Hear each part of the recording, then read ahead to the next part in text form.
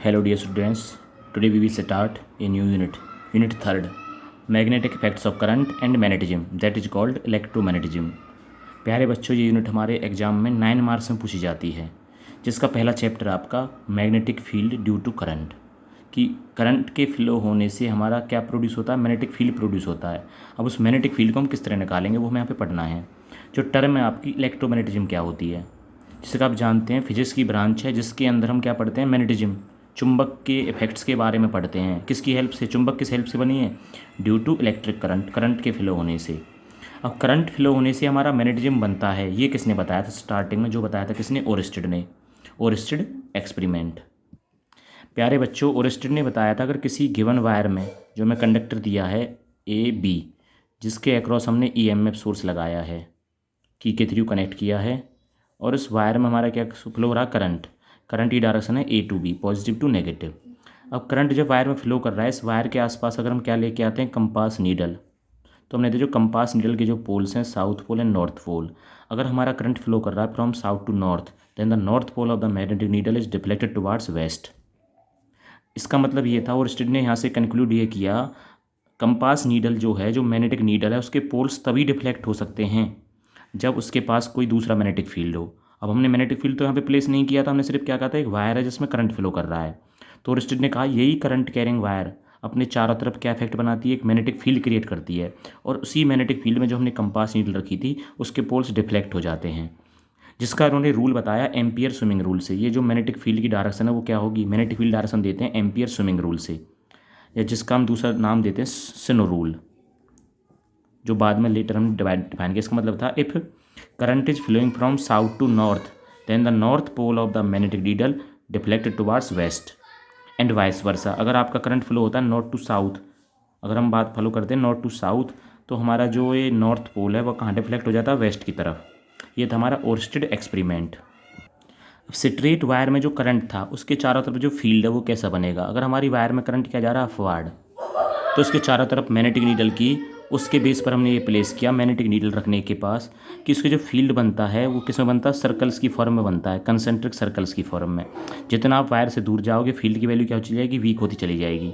किसी single wire के लिए जो फील्ड बनता है वो सिलेंड्रिकल सिमेट्री में बनता है हर तरफ। अब इस फील्ड की डायरेक्शन क्या होगी, हर पॉइंट पे, हर पॉइंट से क्या बनेगी आपकी फील्ड डायरेक्शन, आउटवर्ड नॉर्मल, जो फील्ड बनेगा जो हमें निकालना है, और उसकी वैल्यू डिपेंड करेगी डिस्टेंस पे, जितना हम क्लोज होंगे फील्ड क्या होगा, स्ट्रॉन्ग। अब इस फील्ड की डायरेक्शन कौन देता है, field direction is given by ampere swimming rule, synonym rule, और जो हमने नोट्स में आपको लिखवाया है यहाँ पे, magnetic field direction is given ampere swimming rule, right hand screw rule या राइट हैंड थंब रूल से हम देते हैं।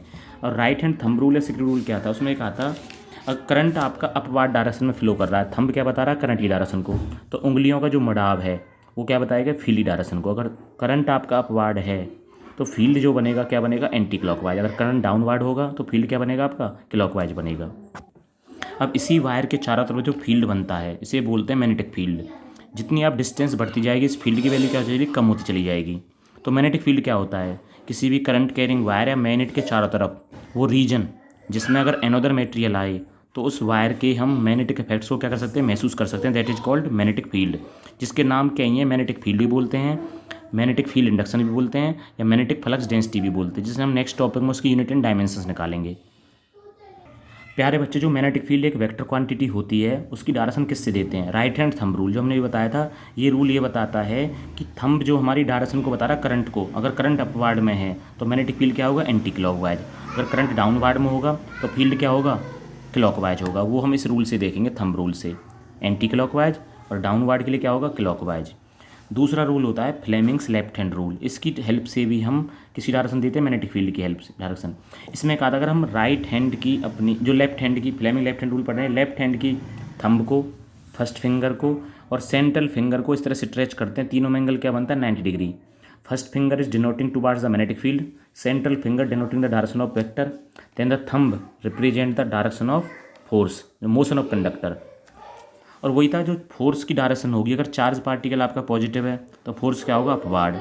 अगर चार्ज पार्टिकल आपका नेगेटिव है तो फोर्स क्या होगा आपका, डाउनवार्ड। अब इस पार्टिकल पर, किसी चार्ज पार्टिकल पर जो मूविंग है मैग्नेटिक फील्ड में, उस पर फोर्स कितना लगता है वो हमें यहाँ पे निकालना है। अगर next topic is force on a charge particle in magnetic field, कितना होगा।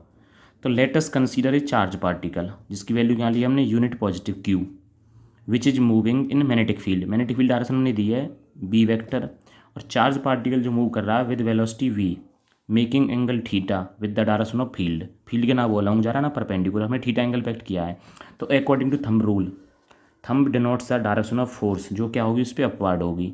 अब इस फोर्स की वैल्यू होगी क्या, तो हमने पता जो फोर्स अप्लाई होगा, कौन सा फोर्स है, magnetic force, is directly proportional to the charge. Charge का मैग्नीट्यूड बढ़ेगा तो फोर्स बढ़ेगा। Force is inverse directly proportional to the magnetic field value, and force proportional to the V, और वी किस में आएगा, साइन थीटा में। यहाँ पे जो कंपोनेंट डिवाइड किएंगे हम वी के अलोंग द थीटा, वो क्या बनेगा, वी कॉस थीटा, और परपेंडिकुलर में वी साइन थीटा। हमने यहाँ पे देखा था जब चार्ज पार्टिकल मैग्नेटिक फील्ड के परपेंडिकुलर जाता है तो फील्ड मैक्सिमम होता है, तो हम कौन सा रिएक्शन लेंगे फिर, साइन थीटा। तो इन सब कंपोनेंट्स को मिलाने पर हमें क्या मिला, F proportional to Q B V sine theta.